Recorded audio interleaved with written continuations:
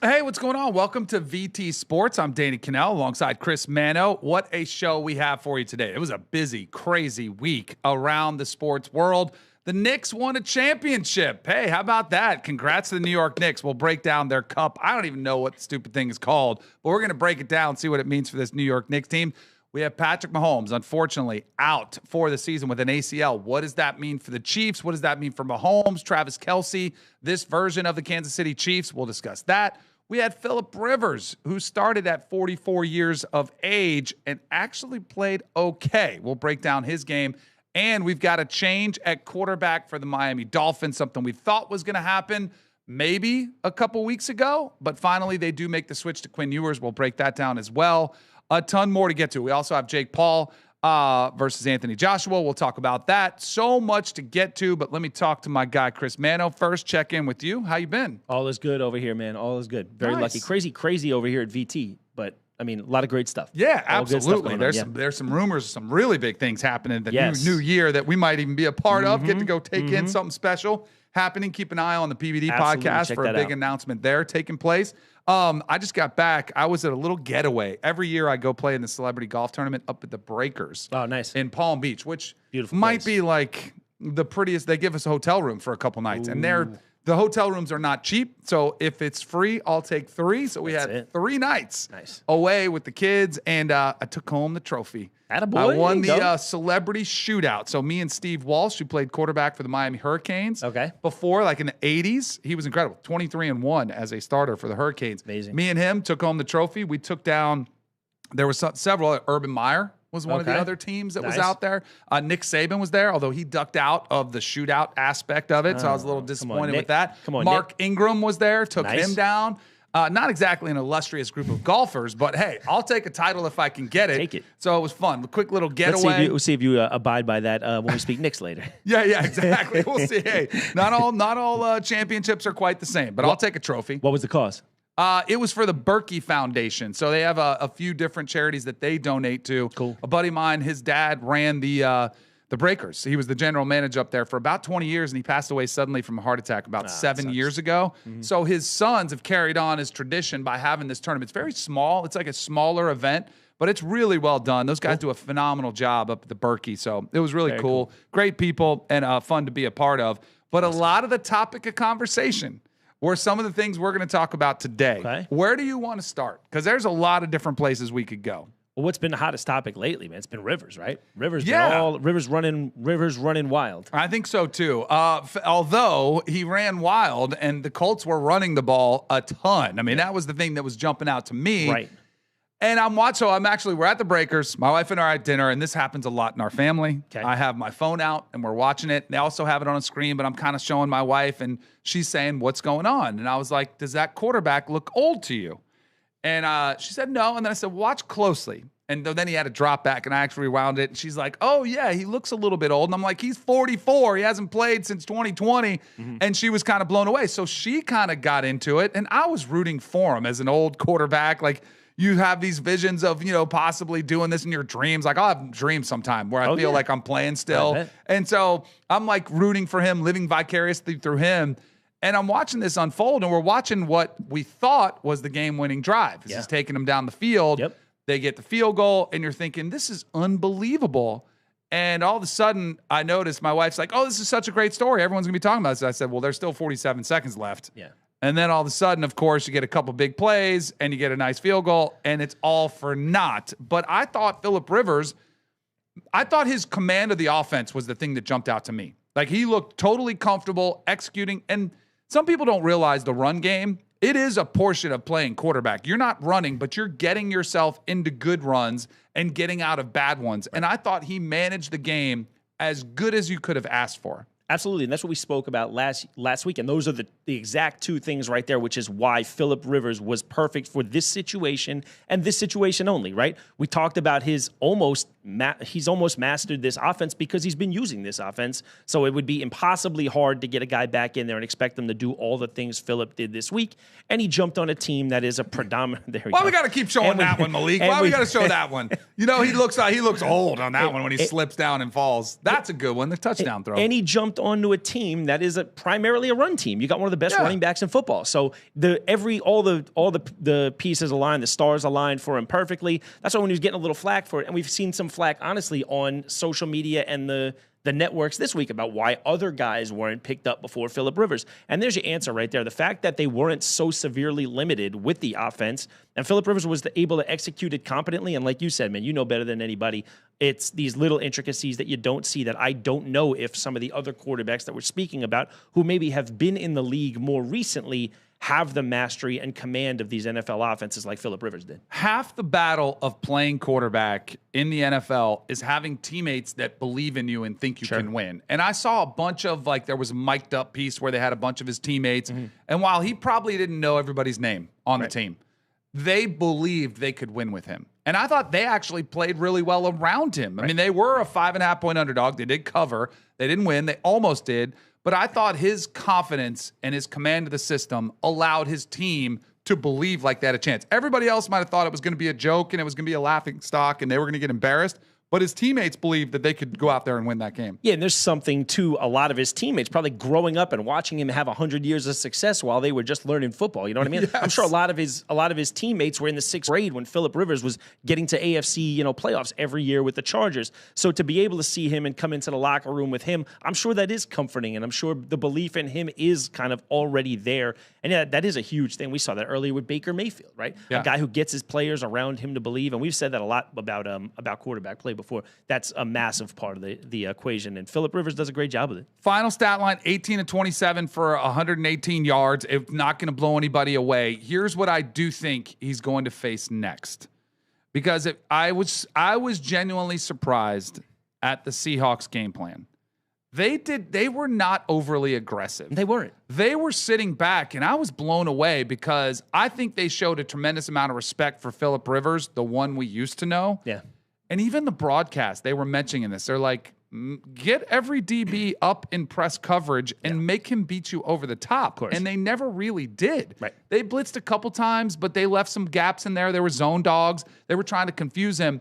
Make him beat you deep. And I think teams, that will be the adjustment that the Colts will see here against the 49ers, Jaguars, and Texans on the way home. By the way, the Texans defense is lights out. Nasty. He's going to see a lot more of that, which could present opportunities. But until I see Phillip Rivers beat a team deep, I still think there are some significant limitations this Colts team is going to have. Yeah, I said last week, those were going to be the two things that I figured that's how I would attack it, right? Force him to outthrow you, and then I'd be throwing licks on him until the whistle and maybe a little bit afterwards. I don't remember any plays where he got, and maybe he's got a knack for it being an older guy, getting the ball out quick, getting down when you have to. But I'm telling you, man, I didn't see any like borderline shots that I'd have been like, we're going to make him feel it. We're going to see how he stands up. I saw him take one hit. He was sacked a couple times. There was one after he threw it, and he got kind of popped. Yeah. It wasn't bad. I mean, but he did go down, and I bet he loved every minute of it. Sure. That's He's a the one maniac. thing. Yeah, he's a maniac, and he loves it. But I do think this goes back to why I think it's easier to play quarterback now than ever before, is because you're protected. They do not.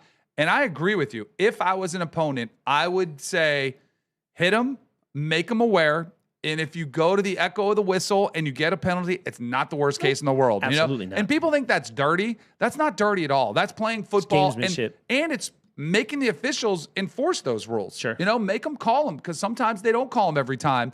And every quarterback is impacted by pressure, including Phillip Rivers with all his experience. Yeah, and you're literally right. Literally every quarterback. And we've seen the players that even test that theory, and they just put a little extra into your thought process. Now, I'm not a quarterback. I've never been a quarterback. But I remember the guys like Sue and the guys like Vontez Burfict, and where you're not quite sure, like, I better get this ball out and duck. And I'm thinking a little bit extra because maybe this guy's going to smoke me after I get the ball out. I'm sure just having that in your head probably isn't a comforting thing for a quarterback. And to come off your couch for 5 years sitting and not being the most agile guy just to start with, just having that thought. Like I watched the Chargers do it this week. I watched the Texans do it the week before. Just be able, just flirt with that line. And if once or twice you stick somebody, we've seen guys get gun shy back there, and that's what I'm trying to do. I'm trying to make him as uncomfortable as possible, right? My favorite part of Phillip Rivers back in the NFL, there were a couple things. One, seeing his two sons who were at the game in the stands, watching their dad, and they're old, like they're 18 and 20, like they're older kids watching in the stands. And then watching his high school team watch back in Alabama, having a watch party, watching their high school football coach out there on the NFL, on an NFL field competing, had to make those players feel so cool. And then lastly was the message of inspiration from Phillip Rivers. For him to say, I wanted to do this for my children because I don't want them ever to be scared to take a risk and to go out and try something that everyone says can't be done. You'll never know. And if you leave it on the shelf and you don't give it that try, you'll have regret the rest of your life. And he doesn't want his kids or anyone watching to take, to be left with regret.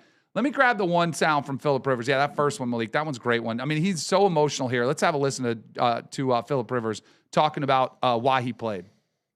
Or teach, not to run or be scared of what may or may not happen, Hopefully, certainly I think of my sons and those ball players, that I'm in charge of at the school, that they'll say, like, crap, coach wasn't scared. You know what I mean? It's like, shoot, sometimes there is doubt, and it's real. And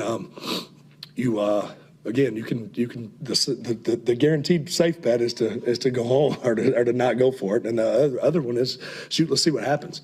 I think maybe. I love that. Man, that's such a good message that everyone can take from, whether it's in the NFL and you're taking a shot, whether it's in high school and you want to be aggressive, you don't want to be conservative, or whether it's in life and you're considering making a big move, whether to stay at your job, which is safe and comfortable, but you might want to start your own business, whatever walk of life you're in, showing that aspect of it's okay to take a leap of faith and to bet on yourself is a message that everyone can take home from Phillip Rivers. Yeah, it's a phenomenal message. And I think what is lost on a lot of people, and even these pro athletes, man, you see a guy like Phillip Rivers, everybody, I think the assumption is that that regular folks, families, kids draw strength from these superhuman athletes, and it's true. It always works. But you see how fast it could flip too. And Phillip Rivers was drawing strength from his high school players and his kids. So it's something I'm starting to learn where it's like I think there's going to come a time where I have to be courageous and be strong for my little girl, or be courageous and show up and do the right thing for the players that I coach. And you don't really realize that, but it definitely does work both ways. These guys are superheroes, but they're drawing inspiration and drawing strength from regular people and their kids and their, a whole bunch of stuff, man. It's cool. It's humanizing. I like it. No doubt. One more thing. Yeah. Real cool part of the story. Did you hear about the health insurance thing? Oh, yeah. So this is pretty cool. I don't know if folks at home know this, but it became a story. Like, for NFL players, you get family coverage for 5 years after your last snap. And Phillip Rivers and his 10 kids, 12 kids? Yeah, 10. I think 10. Phillip Rivers and his 10 kids were 5 days away from their insurance coverage lapsing. So, at the same time as this was an incredible story, and we love to see it, shout out to the Rivers family who are going to save $80K a month or so on health insurance. Yeah. So, very cool for the Rivers in that sense, too. Absolutely. Man. He sacrificed 5 years of Hall of Fame There it is. induction, which he has to reset that clock. So he has to wait another 5 years for the Hall of Fame vote for him to go in the Hall of Fame potentially, but he gets 5 years of health insurance. There it is. Boy, I'll never forget the awakening when I had, I think it was only 3 years removed, and now they've bumped it up to 5. It really should be for life. When you think about how much, and it's, the NFL, I was a player rep for the union.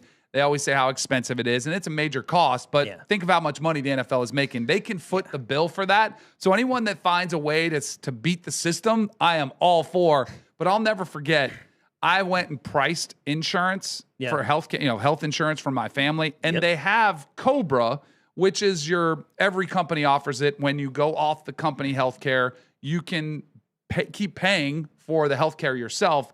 And for me at the time, I think it was $2,000 a month. It was something insane. I was like, oh boy, it's time to get a job and find another company who will help me foot some of this bill. It is a reality that every NFL player at some point in their life comes to that realization, you're like, oh, this is the real world. You kind of lose track of that. So good for him for hacking the system, getting another 5 years. Let's be real. Phillip Rivers might be the reason that they don't give health insurance for for a lifetime. That is true. If everybody had 10 kids, forget about the NFL might go broke, but good for them. So on to another team that maybe needs a little morale boost, if you will. The New England Patriots, who had a game against the Buffalo Bills, a division opponent, a division foe, who they're battling with to see who's the cream of the AFC East and potentially all of the AFC. And the New England Patriots come out like gangbusters, 21-0. And you're thinking, oh, here we go. We are off to the Super Bowl. I'm sure there were some Patriots fans who were booking Super Bowl tickets, but Shout Portnoy.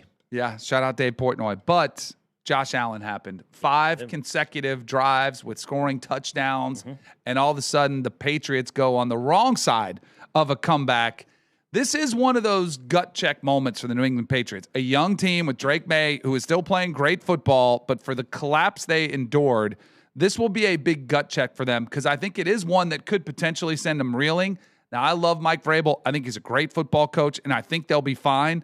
But this is one of those gut check moments of how do you bounce back, and it could be a huge game as far as the MVP race shakes out because Josh Allen might have taken that away from Drake May with that performance. Yeah, absolutely. Josh Allen, 3 big touchdowns. He was awesome. A lot of big-time key rushes when they need it. But the Drake May thing is interesting. You've seen so many of these quarterbacks, and that's the big difference in the NFL, man. And I'm with you in the sense that I think Drake May will bounce back. It's going to suck for a couple days. He's probably raring to get back out there. I think he's got that mindset, which is good in your young quarterback. But I thought it was a testament to the coaching staff in Buffalo because they made a ton of adjustments. So kudos to coach out there. They were, they showed a lot of different looks to Drake May coming out of the locker room the second time. They wound up having a guy spy him, which sort of limited his athletic ability, which he was really on display in the first half. But what we've talked about before is now they're starting to get some film on this guy, and they're starting to see what he does well, and that's what makes you special in the NFL. All these coaches are the best in the world at scheming and plotting and adjusting to what you do well. The best ones are always a step ahead. They're impossible to scheme for. They're impossible to adjust to. And now Drake May, we'll see what they did, and like you said, we'll see going forward who makes it. It's a chess game, It is. By the way, while these two are going toe-to-toe in the AFC, Matthew Stafford just keeps racking up touchdown after touchdown. His 37 passing touchdowns are 8 clear of Jared Goff. He has 37. Jared Goff next up at 29. Crazy. Matthew Stafford's probably going to end up winning this thing and taking it home. Currently, he's minus 230 to win the MVP. Yeah. The story is great. The performance at 37 years old, kind of coming out of nowhere, probably does give him a huge boost, and he has been outstanding as that division has been extremely competitive out in the NFC West. He's been incredible, so we'll see if he can take this thing home. Where in the NFC West, you've got 11-3 Rams, already locked up playoff spot. Seattle, we were just talking about them, big win for them over the Colts, 11-3, and the 49ers at 10-4. Yeah. That division is absolutely stacked in the NFC West. Yeah, 100%, man. You got dynamic offenses in all 3 spots, good coaching in all 3 spots, and superstars in all 3 spots. So these are places that I'm excited to watch for, man. I'm real intrigued by. I love the Seattle team. I like Jackson Smith and Jigba a lot. I kind of got on the Sam Darnold bandwagon. He had maybe 2 bad games at the end of last year that left a bad taste in people's mouths, but I think he's come a long way. I remember what we thought he was going to be coming out. He was can't miss when he first came out, man, and the Jets forced him to miss because the Jets are the Jets. But yeah, it's exciting, man. I like it out there. It's fun brand of football. The whole division is fun every week, and I'm excited to see how it shakes out for sure. So at the beginning of this year, I like to be right, but I don't like to be right the way this is unfolded because I did not think the Kansas City Chiefs would go back to the Super Bowl. I thought there was a chance they would miss the playoffs. Now they've been eliminated from the playoffs, but even more so, they suffer the worst loss of anybody in the NFL with Patrick Mahomes going down that nasty ACL. You could tell when he landed on it, it just was that awkward moment. Yeah. And now Patrick Mahomes done for the season. Chiefs are done. Did you see Chris Jones? No, I did not. Chris Jones after was at the podium. I should try to find this from Malik. He was asked, and he was like, well, we're still going to, keep fighting for the playoffs. And the reporter was like, yeah, I did. It was like, yeah, you guys are done. And he's like, oh, really? And so now you kind of get exposed. Like, what do you play for now? I still maintain that this iteration of the Kansas City Chiefs with Travis Kelce and Mahomes and Andy Reid being together, I think you're going to see a new one. Here's Chris Jones when he was asked about it. Found out. This is brutal. This was brutal. Playoffs? We are? Okay. It just hits him. He's trying to react. Yeah, are we out of the playoffs? He did not know. Now, in fairness, I do think NFL players, for the most part, go one game at a time. And I bet if you're a Chief, you just assume we're going to be in. Like, we're going to figure it out. It's a horrible look for Chris Jones. Like, we're not that aware. Like, and maybe there was. It's a horrible look on the coaching staff to not have these guys understanding that every game is an elimination. Yeah, it's do or die, guys, and that's the latest in Chris Jones. I'm sorry to cut you off too. It's the latest in Chris Jones season of. What the there's been games where he stopped running. There's been games where he's getting penalties. Did you see him lined up 3 times in a row in the neutral zone? They called him. They got a big stop, and they wound up calling us. Chris Jones has had a terrible year. Chris Jones has gotten paid, and it's dropped off. It's very frustrating to see, man, because he is one of that, he's a rare breed of player. He's that Hall of Fame talent, and I think he's got a couple years left in the tank physically, but if he's not checked in mentally, he's got his money and he's got his rings. It's very frustrating to see, man. I think what has happened with the Chiefs, and I think they get a little bit cocky. And I've compared them to the Warriors when the Warriors used to toy with opponents. They didn't take the regular season very seriously, and then they would flip the switch when they got to the postseason. I feel like this is this Chiefs team. Like, they always thought, we're going to be fine. We'll just get in. We'll be fine. And there isn't that sense of urgency. And that happens to really good teams that have multiple Super Bowls. You just assume that you're going to make it and that you can turn that, flip the switch and we'll be great. The problem is you get too complacent and you lose that sense of urgency because you've had so much success. You lose that edge that every team needs. Like, when you think, oh man, I got to go get extra film study, extra treatment, a little bit of extra time in the weight room. And you just you lose that hunger. And so then all of a sudden it's too late. And you go to flip that switch and you can't. You go and the lights don't come on. I feel like that's what happens with this Chiefs team. They didn't have any sense of urgency this season, and it caught up to bite them. And now, unfortunately, it's like, what are you going to do now? Yeah, there's definitely got to be something to that for sure. It's also that you can't treat an NFL season like you treat an NBA season, where you could take the first 40 games off, find your sea legs and get going, because 1/16 of an NFL season every week is do or die in that league. You see now the mighty Chiefs by December's first week are done, which is incredible. The unfortunate part is I don't think the complacency ends on the field. The complacency, and I started to talk about this last week. I want to get into it a little further this week. I think it starts upstairs with Brett Veach and that general manager, man. He has over and over and over again left Mahomes out there. And there was a time, now look, Patrick Mahomes is just barely 30. Do I think he's out of his prime yet? Absolutely not. But I don't think he has the weapons around him where you can just rely on his greatness to mask all of your shortcomings. I want to talk about because it's just the latest in a string of late season and playoff injuries over the last couple of years, right? 2019, Mahomes patella dislocation, 22, pedal foot bruise, 2023, high ankle sprain, and then he re-aggravates it, 24, high ankle sprain, and 25, torn ACL, LCL. Guys, we've seen it over and over and over again. Brett Veach's inability to address this offensive line, right? He got sacked 39 times 2 years ago, 36 last year, and he's got the most hits, 147 hits through 14 weeks. I mean, guys, when you have a you have a luxury like Patrick Mahomes, he is a once-in-a-generation player. We throw that around a lot. This dude has the ability to go down and be, obviously Brady is Brady. He has the ability, if he has a great second half of his career, to go down and challenge for the greatest player of all time. And when you leave him out there year in and year out with no weapons outside and different offensive line every week, I mean, they've been through 14 different starting lines over the last 2 years, 14 different starting left tackles. It's criminal to leave him out there like that. And now you see what I think happened, what I hope happens is I hope Patrick went right under the knife 14 hours later. Yeah. What that tells me is I'm locked. I'm ready to go. I'm not ready for this to be the I'm not going to just coast on the first half of my career being legendary. I'm ready to fix this. I'm ready to lock back in.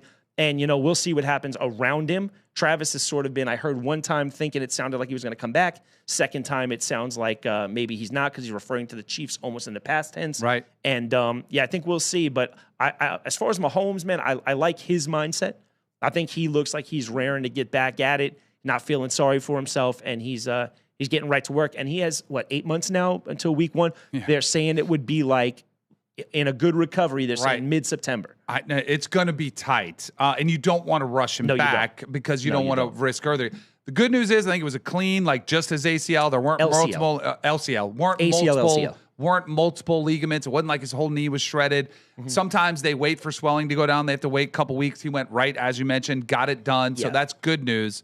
How crazy is it? Have you seen the similarities to Tom Brady? I have. I have it written here. But how give crazy me the is similarities, because I know there's a lot of things that are similar. Just the most important 2 parallels is they were both in season 8, both chasing their 4th ring, and they both lost in the Super Bowl. So they're like lockstep right there. Then season 9, a knee injury happens. They both missed the playoffs. And obviously we know the rest, right? The hardest part about catching Tom Brady is his longevity. Because he did the same thing in the back half of his career as the first. Like, he put a Hall of Fame career in by 30 and then did it for 14 more years. Right. That's always going to be the key with a guy like Mahomes. Is his peak as great as Brady's peak?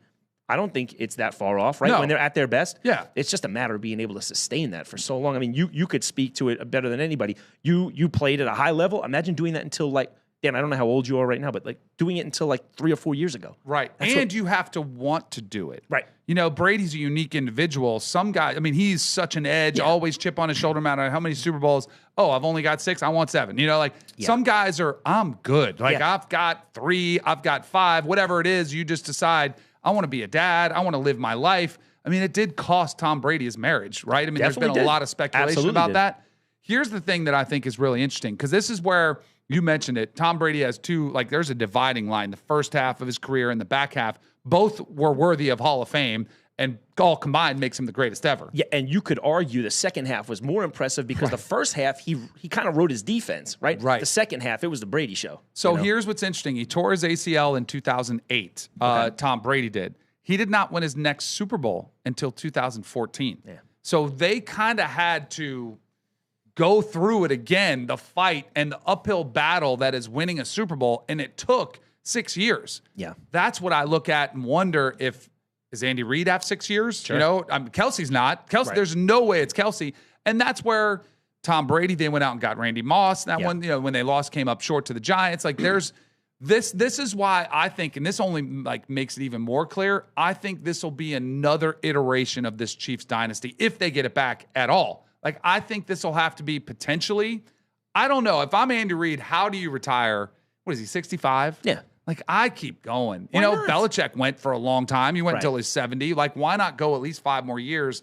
See, because you've got a generational quarterback. You know how many coaches are dying, would say, just give me Patrick Mahomes for 2 years and I'll take that shot. Yeah, Andy Reid, and he's the king of Kansas City, right? He goes there. They don't make it hard for him. I'm sure they'll work around what he's doing. He's got Spags there who, over the last couple of years, a little testy with Spags because he hasn't made the adjustments. I hope he has. But, you have to lean back on a guy that you're comfortable with who could be the first Hall of Fame coordinator, right? That's kind of weird. But, yeah, I think Andy Reid is in a great position. I think he realizes that. I think his kids are grown, so it's not like there's that keeping him home. You know what I mean? And he's never given me the impression that he wants to hang him up. My thought process is, at the same time, is Andy Reid the best option for the Chiefs and Mahomes going forward? When you see the Ben Johnsons and the Sean McVays, these cutting guys edge, newer offenses. Right, exactly. Give them a run game. That to me would be what I would, if I was Veach and I was the Chiefs, I would say, all right, Patrick Mahomes is off, but we've been riding him too long. We have to get him some support, a run game. Could you imagine if they were a top 5 run offense, what Patrick Mahomes could do? Well, they kicked around the idea of bringing in Breece Hall, who, because he's on the Jets, gets he's not, doesn't get the shine that he's supposed to. He was the first back taken in his draft class. And I'm telling you, as somebody who watches him painfully every week, this poor guy is the Ferrari sitting outside the crack house. You know what I mean? Yeah. He's the best he's the best player on the team. He can do it in the running game. He can do it in the passing game. He doesn't complain. They give him the ball 25 times a game. He gets his yards. He's good. He does everything. He pass protects, and they let him stay in New York for 1 round in the draft, from a 3rd round to a 4th rounder. Yep. Brett Veach would. So that's the picture. That's actually the picture. That's Breece Hall. That's the picture I was envisioning in my head. Yes. He's the Ferrari outside. Yes, that's an awesome job, guys. But yeah, that's what Ferrari or Bugatti. I don't know. That's a little outside. I don't know. We'll have to ask Patrick. I don't shop in that PBD aisle. would know. PBD would know. I don't know. PBD would know. Yeah, I don't shop in that aisle. So while I would love to sit here, and it is a Bugatti. Look at that. I was right. So I would love to sit here and say I'm right about everything. I might have been wrong about the AFC South because I thought it was the Colts were going to be the team to beat in that division. Now, couldn't predict the injuries that are going to happen, but I did not trust the Jaguars. I did not trust Trevor Lawrence. I didn't trust Liam Cohen. I just thought this team was about to implode, and they have done anything but winning 5 games in a row, including the latest beatdown of not only the Jets, because they dominated the Jets, but they dominated the Colts, they dominated the Titans, they beat the Cardinals, but they've had 3 blowout wins where they are building confidence when a lot of these teams are starting to get shaken, they're starting to deal with injuries. The Jags keep getting better and better. I still want to see Trevor Lawrence do it in the playoffs, do it when there's more pressure on the line, but he has stepped up in a huge way for the Jags. Yeah, man, I appreciate the game he threw. I understand everybody is a professional in this league. It's very hard to beat a team in the NFL no matter what by a lot. But again, to me, it's popcorn muscles. The teams that you just popped off, the Jets, the Titans, the Cardinals. I mean, if you're going to do, I mean, those are the teams you want to do it against. We were talking in the chat during the week, and I was saying you got to grade this game on a curve because 6 total touchdowns and 330 against the Jets on a curve is like 275 in the air and like two passing touchdowns. Dan, did you play in a playoff game when you were? I did. All right, so tell me how different that is because Trevor Lawrence, we've seen him for a bunch of years. In the first couple of years of his career, I thought Trevor Lawrence was on a trajectory to be a top 5, top 7, top 8 quarterback in the league, and he transforms into a different player when the playoffs come. So talk to me about the difference because you want to say football is football, quarterback is quarterback, but talk about the difference. Different. So I'll never forget Steve DeBerg, who I mentioned here last week, was my quarterback coach my rookie year. Okay. And I'll never forget, he sat me down before the preseason, and he said, look, there are 3 different speeds in the NFL. Mm-hmm. He said there's preseason speed, where you get some starters, and they're kind of going through the motions. They want to, and they hardly even play get back anymore. into shape. And you got some guys out there that are just kind of getting their work in. And then you have regular season speed, where everybody's kind of going, and, you know, some guys will maybe load manage a little bit, but you get pretty much the best version. And then there's postseason speed, which is everybody's on one, everybody's intensity level ratchets up, everybody's going full speed the entire time. So the windows get a little bit tighter, every possession is that more pressure packed, every turnover is amplified. So it's just a whole nother level of play that you're dealing with, and you're facing better defenses or giving more effort. So everything you do is amplified. And so that's why I think that's when you judge, and I know Lamar Jackson's been on the wrong side of this, and everyone criticizes him, says, hey, he can't get it done in the playoffs, but that is the ultimate judge of how good you are of a quarterback is how you play in the postseason, because that's when everybody's at their best. You're facing the best competition. So I do think that is a separator between being a top 10, top 5 quarterback in the NFL and just being a guy. And to me, Trevor Lawrence has been underwhelming as a franchise quarterback, but he could totally silence every critic, including me, if he makes a deep playoff run. And would you say underwhelming as a whole or underwhelming in the playoffs, or one is a result of the other? How do you think he's been as a regular season quarterback? I think he's been top 12? Top 12, but I think he's been too inconsistent. Okay. Like, I want to see somebody, when you're elevating your team and you're consistently making the playoffs and you're putting your team in the best position every single week, that to me is how you define a top 10 quarterback. Which it seemed like he was on a trajectory to do through his first couple of years. I remember watching those games, and he would even jump out to leads, and then he would just make mistakes. And it was like once it started, when it rained, it poured, man, everything started falling down on him. Yeah, they also haven't put him around too many weapons, but I remember when he was coming out, man, he was like supposed to be the guy. One of one. It was supposed to be Andrew Luck type talent, John Elway type talent. Like every once in a while, every 10 years, there's a quarterback who's supposed to be the surefire lock. And even Jacksonville paid him pretty quickly. Yeah. And that to me is also another barometer, because all of a sudden you're not on your rookie deal. You're consuming so much of the salary cap where all of a sudden you have to play better because your supporting cast isn't as great. And that's, to me, where you sometimes get exposed. And gut feeling, is it in him? Is he a kind of guy who could? It only probably takes. This to me is the intangible that Trevor Lawrence to me lacks that fire, like that drive. That I feel like that too. Like, when you look at the greats, when you look at Peyton Manning, Tom Brady, Dan Marino, Mahomes. Yeah. They've got an inner fire to prove to everyone that they're the best. And it drives them insane if they lose or they have a bad game. It's just he seems too laid back for me. Now, Joe Montana was Mr. Cool. Right. And you can win, and then you just prove everybody like, hey, I can. And there is something to that. You don't have to be that guy who's screaming and yelling. But Trevor Lawrence just looks to me as somebody from the outside who is comfortable playing. He likes his job, but I don't think it drives him insane if he doesn't win a Super Bowl. Yeah, that competitive fire is a real thing, and we see that in a million sports, and there is. Man, we talk about different wings in the Hall of Fame. I think immediately of James Harden. James Harden is a guy who I always thought was like that. I mean, as skilled and talented as anybody in the league, year in, year out in the regular season, but I just felt like he was like, all right, now I'm ready for vacation. Right. So, like, I don't really need to do this very much longer. A championship would be nice. Yeah, it'd be cool. I'm still good. I'm still making all my money. Right. That's why I love Russell Westbrook. I think he's the opposite. I don't think his play is that elite. Yeah. He's really good, but I love watching him play because I think it drives him nuts when he loses. And you've never left a game wondering if that was important to Russell Westbrook or Allen Iverson, guys like that, D. Wade, those players.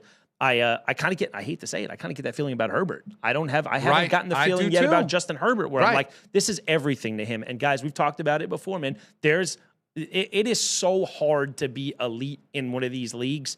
And these guys are phenomenal. Justin Herbert and Trevor Lawrence, physically, they have the capability to be as good as anybody, but it's that different level. Because a guy like Baker Mayfield is significantly less physically gifted than these two guys. But I'll tell you what, you put one in a playoff game against the other, and I think more times than not, if you give me the last drive, I want a guy with stones like Baker Mayfield who's going to, if I gave you the ball last drive, I said someone's got to get me a touchdown. It's going to be Trevor Lawrence, Justin Herbert, or Baker Mayfield. I'm taking Baker Mayfield. You know why? Because he'll put his body on the line. He will. Like, he will do whatever it takes to extend a drive to get it. Unfortunately, Baker's play has kind of dropped off. He was my my surprise pick for MVP. They've kind of fallen off a little bit. Yeah. And the Jags, it's about to get real because now you have to take the show on the road. They go to the Broncos. Then they go to Indy, game they should win with Phillip Rivers.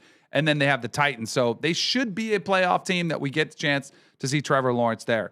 Let's do this real quick because it kind of break up some of the more serious stuff. Puka Nacua, He's had some wild takes recently. I saw him also. I wasn't aware of some dance that he did on this stream. So Aiden Ross, huge streamer, right? He's somebody who's, I don't even know. I mean, how do you describe Aiden Ross? He's a huge YouTuber, right? He's a streamer. I describe Aiden Ross as a clout-chasing publicity whore. But he might be the best ever to do it. He gets eyeballs for sure. He gets eyeballs for sure. I just think a lot of this is like garbage content. Like the two guys on the right. Yeah. That's what it is. It's just here's like trash Puka. content. Let's hear this crazy take. This was crazy. Bullshit sometimes. Oh, 100%. Like they had a. Yes, the refs are the worst. There's just some of the rules aren't that like these guys want to be. These guys are lawyers and like they want to be on TV too, bro. Like the game.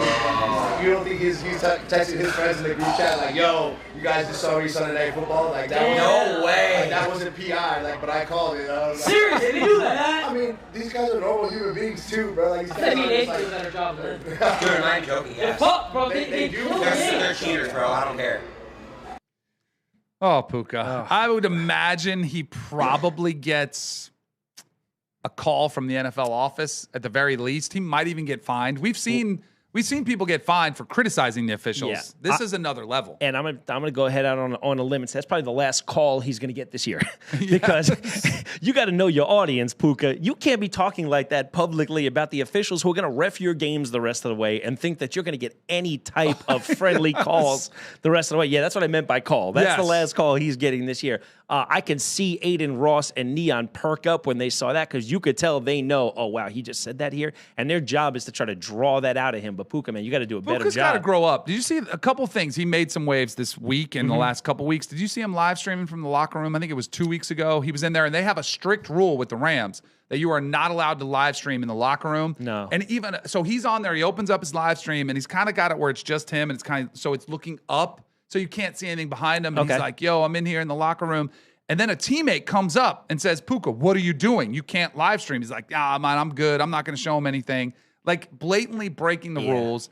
He had they also had a $10,000 shoe case that he I did see that. The That's custom crazy. shoe case, That's which cool, hey, but they've man. got kind of that FU money. They can do whatever they want with it. I'm fine with that. And then I guess on this stream, he did some dance that apparently is anti-Semitic. I doubt that he had any idea that's what he was even doing. I don't even know what the dance was. Yeah. But you just got to dial it in, man. You guys have a team that could do something special with a team that potentially could win a Super Bowl. you just don't want to be the distraction. And that to me is what Puka is kind of becoming for the Rams, as a distraction. And he's a great player. And he came in as like that underdog fourth round guy. You know, you didn't know what you were going to get from him, and he wound up just absolutely lighting everybody up. So he had that feel about him, like he's a guy we root for. He's a guy we love. He's making great plays every week as a guy we weren't sure. He kind of came in and filled Cooper Kupp's role, which I don't think any of us thought was going to come in there and put up numbers like Cooper Kupp, and he's done that, which is pretty incredible. But yeah, now he's kind of getting comfortable. He seems like he's kind of feeling himself a little bit. Yeah. Puka, man, dial it back a little bit. This is where if you're Matthew Stafford, you're 37, you got to take the role of father figure, teammate, pull him over aside and say, hey, man, let's just dial it back a little bit, kind of tone this thing down, and let's try to do something special. And Matthew Stafford's not going to say it just like that. If you know Matthew Stafford, he's one of those guys, too, that's got – he's like, I know how long and hard it is to win in this league. I will not let you be a distraction. I will not let you be the reason that we don't. He understands the importance of Puka Nacua being locked in and focusing and making sure he doesn't, veer off the main goal. All right, let's get to one of the biggest news of the last 24 hours was the Miami Dolphins making a switch at quarterback. I don't like to celebrate anybody's, lack of success or when somebody struggles, but this to me is a move that has just taken too long. I thought Tua should have been benched a month ago this season when the Dolphins started to come apart at the seams. A lot of it was because of his play. This is a quarterback who has had injury history that has been well documented, but even more so, he has struggled with a crisis of confidence throughout his entire career, so much so that they fired a coach in Brian Flores because he was too hard on Tua and yelled at him in front of the team. If you can't take getting chewed out and held to the same standard that everybody else in the team does, that to me is a major red flag. Now they went out and got Mike McDaniel, and if you remember, the thing that jumped out to me, it was like Mike McDaniel was hired to build up his confidence, to just start over. And the first FaceTime, do you remember that? He was on a plane and he's talking to Tua and he's like, you're my guy. There's no doubt you're going to be my quarterback and I can't wait to win games with you. And it worked for a time. Mm-hmm. But the problem with somebody who lacks confidence, true confidence, and doesn't really care, because I've talked to Tua and he said, I don't care what anybody thinks. I think he does. Yeah. And when you face adversity and you can't overcome it and you can't sort of punch your way out of it and play your way out of a slump, that is a major problem. And that's why I think the Dolphins had to move on from Tua, because he was just shot from the confidence standpoint. Yeah, and Tua has said a lot of things over the year that kind of stood out to us, I think, where he was talking about Josh Allen, for example, and saying man, he does things that I could never do and blah, blah, blah. And if you know the best players in sports, I know guys who are just irrationally delusional with their skill, and they probably shouldn't even be. But guys who say nobody can beat me. And they genuinely believe that. And there's something to that when you get to that level. When you're a quarterback more than anybody, you have to exude confidence. You've got to make the team believe in you. You got to make them believe that you believe no matter who's out there in front of us. I'm going to find a way. I'm going to make the play. I'm going to get this going, make this happen. And Tua never really did exude that. Though he did come out of college, man. He had that type of aura. I thought Tua was awesome at Alabama when you're doing it, but everybody's awesome at Alabama. It's different when you get to the league, right? I think evaluating college quarterbacks at elite college football programs that run the table is so hard to do, because when he was at Alabama, he had the best offensive line in the country, best running back in the country, best wide receiving core in the country, the best defense in the country, best head coach in the country. So you never really faced a ton of adversity. Yeah. And when he was that first time he came off the bench, 2nd and 26, beautiful throw, won the national championship. He was a backup coming off the bench, didn't have anything to lose.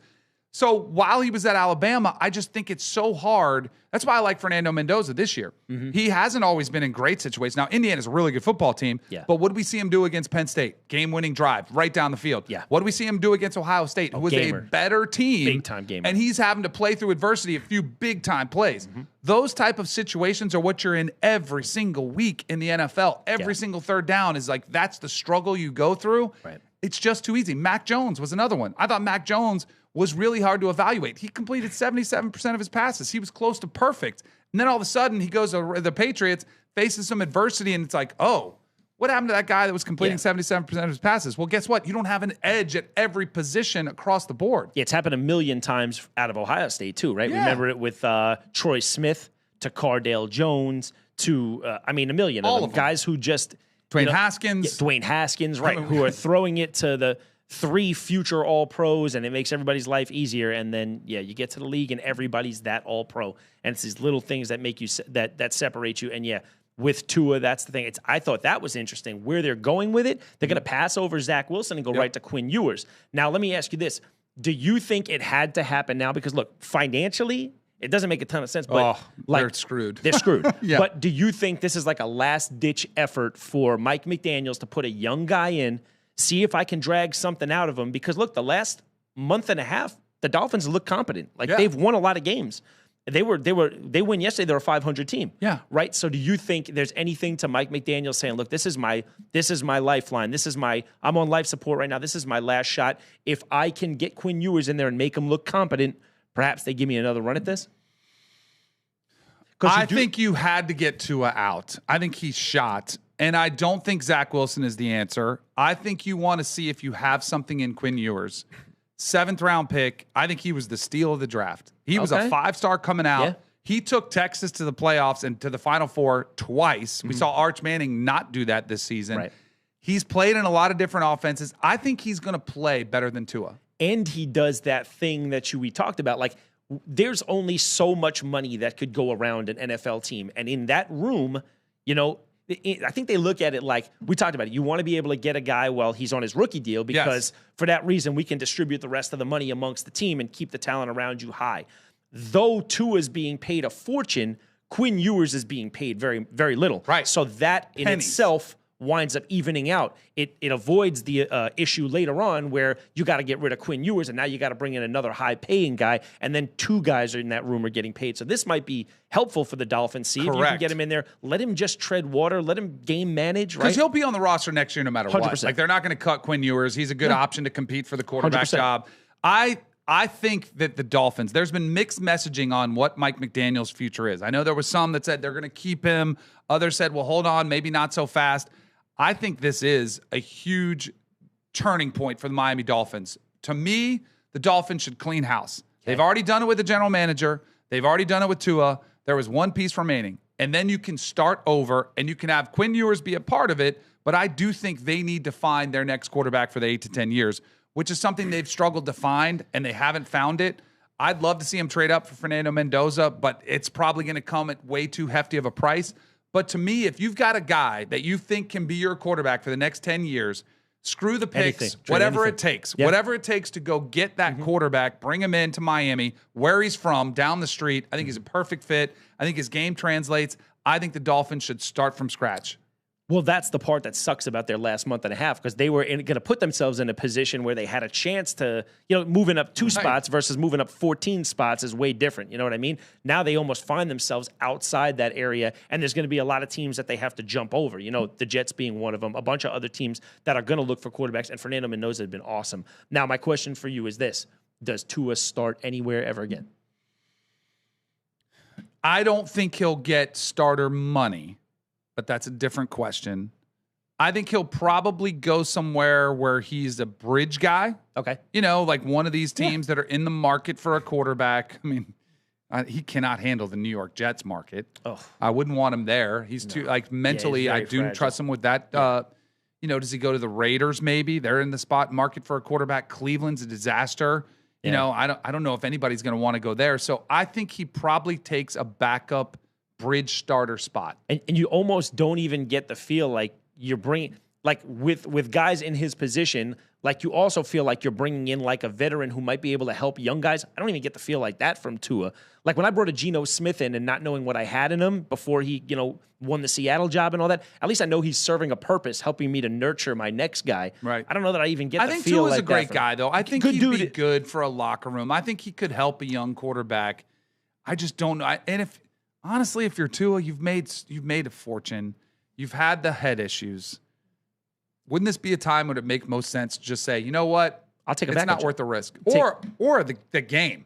Yeah. Like just to call it quits and to retire. I don't know, man. That's really hard to ask somebody to do when he's still young. That's the hardest part, right? You're retiring. Most people retire in their 60s. They got to find something to do with themselves. At 27, 28? Yeah, he's still young. It's but the real history, hard. the history of head injuries is very real. Yeah. And I think that's going to be a significant issue with teams that are going to want to sign him. They're going to want to see every medical record. Where do you stand? They're going to have stipulations in their contract. If, we're not guaranteeing you that much money, all of those issues are going to crop up for Tua. Yeah, I think 100%, I agree with you. That's been the thing with him when he's healthy and on the field before this year, because all of his metrics have dropped off, unfortunately, and that's where I think the support of his coach has hurt him. Yeah. Because look, you can overcome when you're a guy who's confidence is not your thing. To have a guy in your ear constantly hyping you up, a guy that's really helpful to believe in you, your head coach in this example, it could help you kind of overcome some things. But when you got the bad confidence and then you got the coach who looks like he's ready to get ready, I mean, it's just the worst of both worlds. So, yeah, I don't know. I don't think I see him starting again either. All right, let's move on to a little NBA topic, Let's do it. because your New York Knicks are your 2025 NBA Cup champions. How do we feel about it? Are we celebrating this? Are we giving out rings? What's going on? Yeah, I find myself at a crossroads here, like many New York fans. In one breath, just to see that word next to their name makes me just absurdly happy. To see the Knicks be the champions of anything besides like the summer league is huge to me, right? This last game doesn't even count in the standings, so I understand it doesn't matter a lot. But what did I see from this that makes me feel good about the future? All right. I saw a team that last year were 6 guys deep, and after that, it was a crapshoot. Like, what are they going to do? They're going to play another team that has 10 players, and they're going to get run off the floor because they've just been killing their guys. Well, what set the Knicks apart last night was their bench. Their bench was awesome last night. Mitchell Robinson came in 15 boards. Jordan Clarkson, former 6th man of the year, came in, had 15 points. And you got help from guys as much as Jalen Brunson. Let's just touch on Jalen Brunson real quick. 6 games in this tournament, 33.6 a game, 6 assists a game, 53% from the floor, and 46% from 3. Like, there's no more questions, bro. Right. Jalen Brunson is not like a stunt no more. He's not like a charity guy. Jalen Brunson's real, and he's here, and he's doing damage, right? So there's a problem in New York. The Knicks fans, the big thing was, are they going to hang this banner? Like, people were saying, no way. We've been waiting for the Knicks to win a championship forever. We saw the Lakers do it. We saw the Bucks do it. They put this banner up, and this banner is like almost like it's like a participation trophy. They put it in the Garden? Well, this is the thing. It's been a huge deal. And the Knicks, thank you, Knicks. I don't say this often. Thank you, Knicks brass. They came out today and they said, no way are we putting this up in the Garden. We're here for something different. We're playing for a bigger prize. And the Knicks are 19-7 now. And like I said, they've made adjustments. The things that got them thrown out of the playoffs the last couple of years, they showed that they've made improvements in those areas. And that's what propelled them to win. They were losing much of the game. I mean, Wemby and the Spurs were crushing, man. Through 3 quarters, the Spurs were up. And then the Knicks locked in late, and they wound up surging at the end to get a win, which is the opposite of what you've seen prior. Yes, how do you defend Wemby? You don't. Wemby's not real. No, I mean, you can't. This is alien type stuff that you see from Wemby. He is the future of the NBA. I mean, he's the future of basketball, what it looks like to be that size and to be that athletic and that agile and to be able to shoot from range is insane. He could put the ball on the floor. He can get to the rim. He is one of those guys where, like, until this game was over, I didn't think the Knicks were going to win because I'm like, Wemby's going to do something crazy. Right. And, yeah, man, he is how would you judge the NBA Cup? It's an Adam Silver creation to try to drum up some interest in a regular season, which has largely been lost, and if people don't pay attention, casuals just tune in for the playoffs. Do you think Adam Silver is pleased with the product so far after a couple years? I do. I absolutely think he's happy with it. I think it draws eyeballs. I think he's probably thrilled that Wemby and the Knicks were in the final, right? I don't know what the ratings were from last night, but I'm sure it did pretty good, right? Yeah. To have a superstar like Wemby, who's, like you said, the present and the future, and a team from New York is probably awesome. That probably made him happy. You know what I love about it the most? I love that the guys who make $250K a year go in and like quadruple their salary with a win here. And that's cool. I like the idea that you can almost, if you got the right kind of guys, because we talked about those guys who are intrinsically motivated, who just want to win anything. You can be in your backyard at a barbecue playing Can Jam and you want to win. I think those guys get a lot out of games like this. A guy like Kobe would have got something out of a game like this. I think a guy like Brunson gets something out of a game like this where they're like, it's not the NBA title, but I don't want to lose because I'm not a loser. You know, I don't want to lose. So I think guys like that can get something out of this. Let me see that Josh Hart little celebration shenanigans that took place with Jalen Brunson taking home the trophy. You got to keep your eye out close. We'll get a little replay of it, but there's a little action that takes place that went viral from Josh Hart. I'll let you break this game film. Yeah, this is going to be interesting because you see a little thumb that's lowered right there. Whoops. And it kind of gives him a little goose there right up the rear. And you see Brunson's reaction. I'll say this. Every team has one. There's always one knucklehead that's going to do something like that just to kind of keep you honest, keep you humble, just to keep an eye on the moment, to lighten the mood. It is what it is. I'm sure people are looking at this saying, oh my gosh, what's he doing? There's one in every locker room. Is that how you and your boys keep each other humble? No, I've never heard of that. No, but there's always a goofball. There's always a goofball. Josh Hart's the same guy who's gone viral for talking about how much he enjoys drinking his wife's breast milk.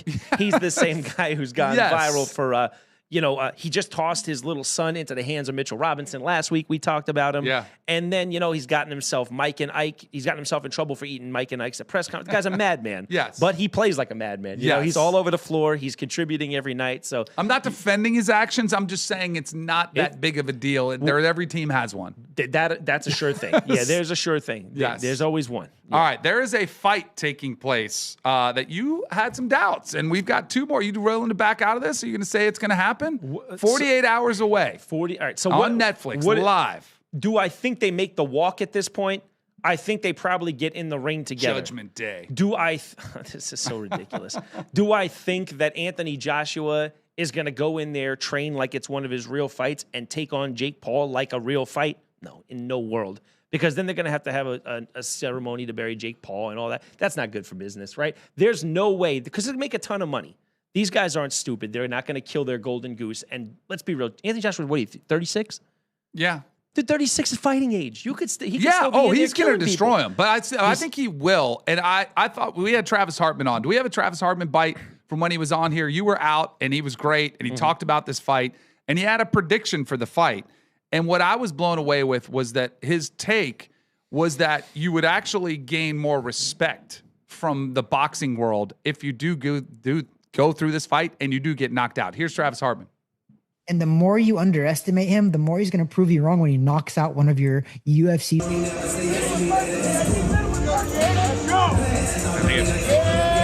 There's the weigh-in. And the more you underestimate him, the more he's going to prove you wrong when he knocks. So he told me, he said, one, he thinks Jake Paul is going to get knocked out. He said everybody's going to get what they want. But the point that I thought was interesting was that he said that this will actually gain more respect from the boxing community, that if he does go through this and does get knocked out, and if he goes toe-to-toe and goes a couple rounds, he gains more respect than all these older UFC guys that are kind of easy wins. He thinks this is actually an opportunity for Jake Paul to earn some respect. Well, I think you earn respect by taking him 6 rounds, landing a couple of shots, taking a couple of shots, and fighting through until you can't stand up no more. Right. I think if this happens like it should happen, this is going to last 15 seconds, and the first time Anthony Joshua goes to the body, he's going to break a rib on Jake Paul, or he's going to muscle him into the corner. Jake Paul is significantly bigger than anybody he's fought before, right? So he can use great athlete. Don't let me get it wrong. Both great athletes, both committed to the sport, and I respect that part. But the way that they've jumped everybody. He's fought one. I don't know what we say. Tommy Fury. He's a pro fighter, but what's he? Is he? We say he's a good pro fighter. He's a little bit lower than average pro fighter, and he lost. Yeah. So Anthony Joshua is just stepping up 15 rounds, and Rocky, guys, is a movie. Like, this is not how this goes. And Jake Paul isn't even Rocky in the sense that he hasn't done 15 years of amateur fights. You know what I mean? Yep. What I do know is I know that money makes everything happen. Money makes the world go round. And I know if these are grossing $200 million every time they put them on Netflix to fight, and you put them out there and let them get mollywopped in 20 seconds, that train is stopped, right? So I think the same as, and I hate to say it like this because I love him, the same as I think Floyd Mayweather pulled Conor along for 10 rounds. Yep. And Conor McGregor's a significantly longer combat sports background than Jake Paul has. I think Anthony Joshua lets him hang for a while. And, if anything but a brutal knockout happens, I think the fix is in because... Our guy Travis Hartman said he thinks he gets knocked out. When? But he at some point in this fight. But if he knocks him out, and it is a big, it's a significant blow...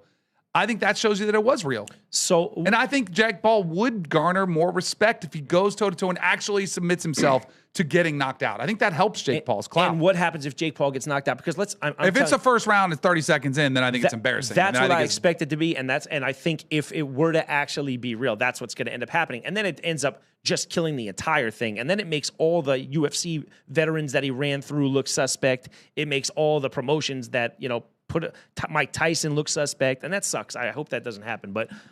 My suspicion is if they haven't told him beforehand, Anthony, take it easy, drag him along, finish him in the 10th or whatever, something's going on. We'll see. It's going to do some serious numbers out there. Let's hear it from Travis Hartman real quick. There's his take on Jake Paul. Do you think, so I do want to get into the specifics of the fight with Jake Paul and Anthony Joshua, but is Jake Paul, has he been a plus, a benefit for boxing? Or is it a drawback as a former YouTuber that some people look at and don't take him very seriously and saying he's had a lot of rigged fights where he's not going to lose them? Like net, is Jake Paul positive for boxing? Yes, I think he is. He's bringing different eyes to the sport. But I think what he's mostly doing right now, and he's kind of capitalized on, is the women's movement. He's got the biggest stable of women professional boxers out of any promoter in the world right now. And he's paying them. I mean, Amanda Serrano, I believe, made like $11 million for her last fight. Can you name one single woman's sport in one night where women make that kind of money? People are giving Jake Paul a lot of grief, and it's fine. I know this kid deserves what he gets for the most part. He's the villain. I get it, but the guy's done it brilliantly. I mean, hate him or love him, he knows how to make money. He knows how to sell. And in my opinion, so I knew his coach, BJ Flores. I fought on the same National Golden Gloves team as him. BJ trained Jake Paul for his first 8 or 9 pro fights. So I can tell you for a fact Jake Paul was taking it serious. His training regimen, they were bringing in pros to beat him up. I mean, literally. And Jake was going through it. Had his nose broken sparring a couple times, showed up to a fight, I believe, with a broken nose even. So I respect that. And people want to say, like, oh, how can you respect a guy, a YouTuber that's disrespecting your sport? I'm like, I respect the effort and the seriousness that he takes in the training. Do I think he is a bona fide, legitimate professional boxer like I was? No, I don't. But I do think that this guy's made massive progress. He's not terrible. I tell everybody, he's not as good as his fans think he is, but he's not as bad as the haters think he is. And the more you underestimate him, the more he's going to prove you wrong when he knocks out one of your UFC favorites, which he has. Right. He's done that multiple times. All right, good stuff there from Travis Hartman. We'll see. We'll see how it goes down. It's going to get some eyeballs, that's for sure. 100%. All right, let's finish it out with some reactions. What do we got? Malik and the fellas found some stuff. Oh, this was Ja Rule. I saw this. This is bad. Was that Ja Rule swing? Yeah, the warm-up swing. Everybody's impressed, right? Everybody's impressed. Ja Rule, where'd you get those calves from? I got to ignore y'all right now. I got to put this thing up. Oh, sculled it. Right in the shins of somebody who's right there. That is, I've played in some of these events when people, they line up like it's a PGA Tour event and they don't understand how easily that can happen. Thankfully, it was shins and not eyeballs or in the head, and it was low. But that is, you better beware out there if you're watching these celebrity golfers. That's the one thing about golf. Like, I was never able to watch it until I went out there and started playing it. And you have a newfound respect for how good these guys are, because a guy like me is good for 1 or 2 of those every round. Yeah. You put me on the driving range, it's another story. Yes. I get in there, though, and people around, yeah, I'm good for 2 or 3 of those around. And poor Ja Rule. That was the fire fest of Poor Ja Rule. swings. Poor the guy with the shins that's got a massive fried egg on his shin right now, probably. Hey, well, don't make the mistake of getting close again, sir. All right, this one will hit close for you. Thanks, guys. In the back. And it's 2025, the year you were born. That's Darrell Revis, best player that put on a Jets uniform. Love it. This is the worst stadium in all of the NFL, literally. But we were good back in this picture, I promise. Dad used to go all the games, every game. Extra points are 1, field goals are 3, touchdowns are 6. We don't get a lot of touchdowns. We give up a lot of touchdowns. Offense, defense, we win the game in the trenches. We have a really good O-line right now, but our quarterback stinks. Hopefully we're drafting one this year. The fact that Josh McCown is even in this book is a joke. I honestly couldn't name 5 worst Jets to be in this book. Josh McCown, Quincy Enunwa, Lorenzo Malden. Quincy Enunwa was all right. Right? Tell me about it. That's Joe Namath. He needs to die in order for us to look good again. Oh, geez. That's just the fact of the matter. Sucks to say, but it's the truth. Him. The worst curse that's ever been on the franchise. He sold his soul for the Super Bowl and Super Bowl III. And that's literally the epitome of Jets history. Draft pick. We'll fill this out this year. You know what that is? That's it. That's a good dad. That is a good dad. That's a great dad. Jets 101. Teaching them the history early. You're not lying, man. That literally could have been my home. Like, I'm dealing with this right now. Like, my little girl sat with me and watched her first Chiefs game this week. Yeah. She sat with me the entire time, and I had the choice of going Jets, and I had a choice of going Chiefs. And I just said to myself, and I'm like this guy in the sense that I'm not big on like the goo goo gaga talk with her. Right, I'll have full on conversations with her already. Yeah. And I just had to explain to her, like, this is a tough Chiefs game. This hasn't been what the last decade has been like, but I promise you the grass is always greener on this side. Like, it could be worse. You could be a Jets fan. I love it. I respect this guy very, very much. Nice job, sir. Let's get one more in here. Let's get one more. Here we go. 2 pros versus 10 man. Those guys are tiny. Oh, this could be trouble. So you got to have a game plan. Where are these Russian? You got to jump on them. You got to divide and conquer. Oh, gosh. Yeah, see, they're trying. They just can't get in. And they do no damage with every shot. No. Oh, one guy, big guy's in trouble a little bit. When they got like 6 on this guy over here. That's what you got to make sure you have the numbers done right. Wonder what the betting odds were in this fight. Well, and how does it end? The big guys haven't put any of the little guys down yet. Like, no. That's a problem. You're going to get tired. Oh, there goes one guy just went down. This reminds me of, and I probably shouldn't say this, but this reminds me of our Hofstra days, where like we would go out Bull to like in the ring? We'd go out to like Dizzy Lizard, which was our local our campus watering hole. Yep. And yeah, like we've had 1 or 2 of those. I would stand on the outside and watch the bigger guys handle business, but yeah, unfortunately that's that. All right, one more. Let's squeeze one more. Which NBA player is this?